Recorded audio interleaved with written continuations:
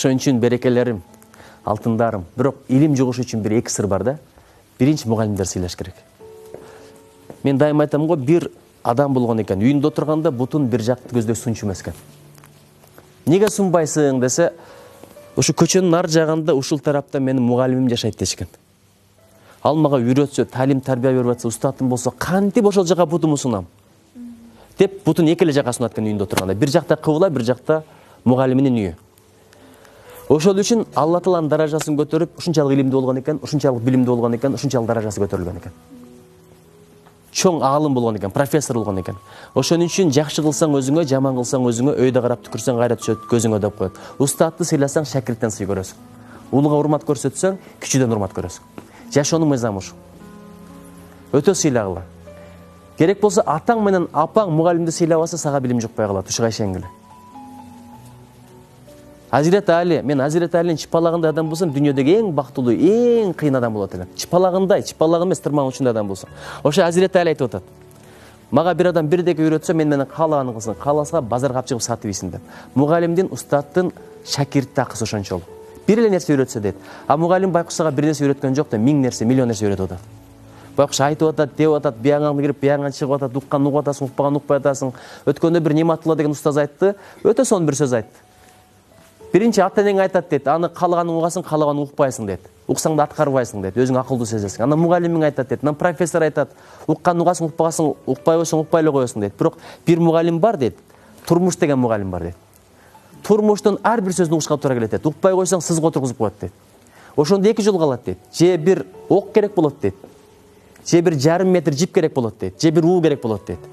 Болбосо ыйманга, адепке, аракетке кайтасың дейт, тоба келтиресиң, шүгүр кыласың, иштей баштайсың, окуй баштайсың, ошондо кайра даражаң көтөрүлөт дейт. Даражаң көтөрүлгөндө да аябай жакшы көтөрүлөт. Анткени пайдуу ал, сен ошону көрүп келдиң. Анан сызда отурган кишинин да сыз жөнүндө айткан сөзү өтүмдүү болот, анткени баштан өттү дейт. Айтат го, окуш менен илим келсе, кылыш менен түшүнүк келет деп атат. Ошон үчүн бул өтө маанилүү нерсе. Экинчи, илим жугуш үчүн мен силерге бирдик айтайын. Адал тамак жегиле. Адал десе эле, арам десе эле, чочкон эти менен аракты түшүнбөгүлө. Бирөө эгерде мени конокко чакырса, мен бүгүн бияка конокко чакырды. Бирөөнү эртегиле турган болсом, ал үчүн, мен ээрчип келген адам үчүн бул кишинин берген тамагы арам. Ал мени чакырды, буну чакырган жок. Муну мен ээрчип келдим. А бизде билесиңер, тойлордо байкуш тойдун ээси тойду баштай албай кошумча стол даярдап жүрөт. Эмнеге? Анткени паровоздор менен келет да. Бир адам чакырса ишөөнү ээрчитип келет.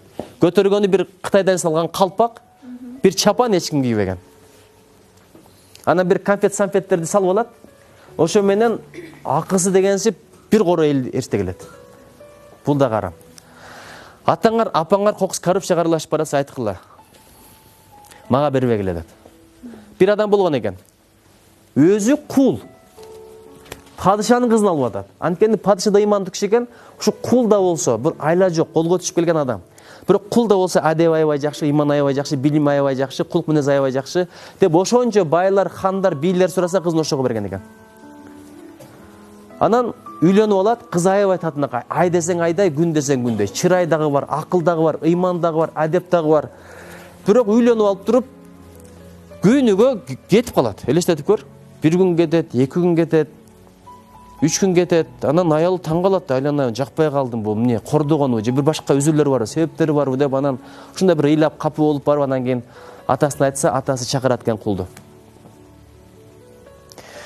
Анан эмне болду, кызым жакпай калдыбы, же мен сени зордоп берип койдумбу, кандай болду, аялың болгондон кийин деле жакындабай атсың, барбай атсың, 3 күн болуптур десе, кызыңыз аябай жакты дептир. Мындай кызга туш болгонума мен өтө бактылуумун дептир. Сиздей адамга күйөө бала болуш бул өтө чоң сыймык дептир. Бул менин түшүмө кирбеген бакыт дептир. Мен ушул тагдырды көрүш үчүн кул болгонума ыраазымын дептир. Ушунчалык кызыңызды жакшы көрөм дептир. Ага сөз таба албайм дептир. Бирок бир эле себеп дептир. Сиз падышасыз дептир.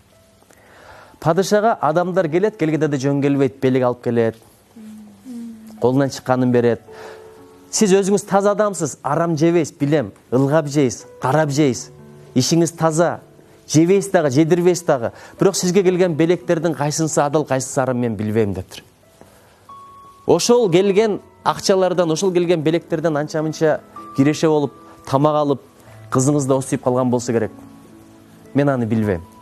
Анан тамак арам тамак денеге киргенден кийин канга айланат, ошону менен жүрөккө жетет, адамды бузуп коет.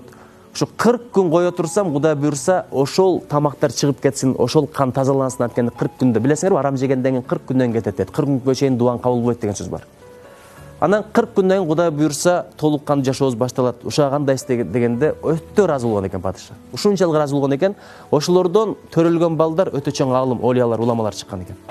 Ошон үчүн арам жебегиле. Атаңар, апаңар кокус аралашып баратса, чоңдордун балдары отот берде. Балким бардыр. Аралашып баратса, акырын айткыла, ата бул каяктан келген тамак эле деп. Азыр айтып атпайбы, эмне үчүн дейт, адамдарда зээн бошоп кетти дейт. Тойлордон пакеттер келип атабы? Тойлорду көбүнчө колунда балдар өткөзөт. Арасында адал тапканы бар, арам тапканы бар. Өткөндө бирөө айтып атат, мен кызматта жүргөндө бирөөнү кызматка койдум эле, мен той өткөзгөндө өзүм үйлөнгөндө дейт. Мага 5 кой алып келип берген, ошону 5 конокко таркатып берген дейт. Бул эми пара болуп атпайбы? А коноктор келди, жеп кетти, бул алардын зээнине кадимкидей таасир этет. Бишкекте ушундай медреселер бар, ушундай мектептер бар. Балдардын тамактарын өздөрү карайт. Керек болсо базардан алып келбейт, койду да өздөрү чоңойтот. Берген тамагы да башкача. Биздин имам Абу Ханифанын бир өрнөгү бар го. Кой урду алып кеткенден кийин кой канча жыл жашайт деген экен. 7-8 жыл жашайт десе, 7-8 жыл койдун этин жеген эмес экен. Балким урду алган кой базарда сатылып ошонун этин жеп калбайт. Анан балык жеп жүрүп, бир күнү караса, балыктар суунун четинде, дарыянын четинде. Койдун өлүгүн жеп атат. Ошондон баштап балык да жебей койгон экен 1-2 жыл. Эмне себептен дегенде, балким ошол урду алган койду жеп алган балыктар. А ошол балыкты мен жеп калбайын деп. Ошон үчүн адалга өтө маани бергиле. Исхак Разаковтай, Абдыкадыр Орозбековтай, Баял Исакеевтай, Касым Тыныстаевтай балдар эмнеге чыкпай атат? Эми биздин убакта чыккан жок, эми чыгып атат. Мына силер мисалы алардан да кыйын болосуңар, Кудай кааласа. Мен ишенем буга. Эмне себептен дегенде, дейт, өткөндө бир жөнөкөй киши айтат. Аталары апалары аларга дейт, арам жедирген эмес дейт. Аталары апалары аларга арам жедирген эмес дейт. Үчүнчү нерсе, дайыма тилек кылгыла. Жараткан Алла пайдалуу илим бер, илимди жугумдуу кыл деп. Анткени ким илимди сураса Кудай Таала берет экен, бирок байлыкты Кудай Таала каалаганда берет экен. Азыр байлык, бийлик, бай болоюн адамдар тытынып атат, бирок Кудай Таала айтып атат, мен каалаганыма берем байлыкты дейт. Бирок илимди ким сураса ошого берем дейт. Кимде талап болсо ошого берем дейт. Кара, илимдин баасы канчалык, байлыктын баасы канчалык эмес. Жараткан Алла байлыкты жараткандан баштап бир да назар салып атыр. Бирок илим менен даражаңды көтөрүп атат. Байлыгың эмне? Бу дүйнөдө керек болот, акыретте сурагын бересиң. Илим эки дүйнө бактылуу кылат. Байлыгыңды сен коргойсуң, илим сени коргойт. Байлыгыңды сен коргойсуң, илим сени коргойт.